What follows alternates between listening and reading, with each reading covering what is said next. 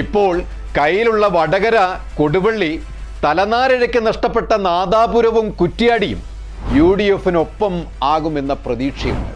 Thiruvambady, Kozhikode south, Kunnamangalam എന്നിവയും കോൺഗ്രസിൻ്റെ ലക്ഷ്യത്തിലുള്ളതാണ്.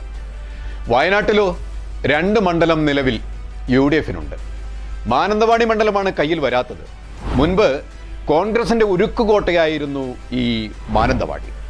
അതും തിരിച്ചു പിടിക്കുമെന്ന ലക്ഷ്യത്തിലാണ് കോൺഗ്രസ് ഉള്ളത്. കണ്ണൂരാണെങ്കിൽ പേരാവൂർ, ഇരിക്കൂർ എന്നിവ മാത്രമാണ് കയ്യിലുള്ളത്. എന്നാൽ ബാക്കി 9 മണ്ഡലങ്ങളിൽ മുന്നേറ്റമുണ്ടാക്കുക എന്ന ലക്ഷ്യവും കോൺഗ്രസ് മുന്നോട്ട് വയ്ക്കുന്നുണ്ട്.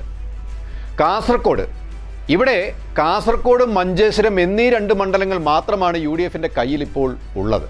ബാക്കി മണ്ഡലങ്ങളിൽ ശ്രദ്ധ കേന്ദ്രീകരിക്കുമെങ്കിലും വലിയ പ്രതീക്ഷ വെച്ച് പുലർത്തുന്നില്ല കോൺഗ്രസ്.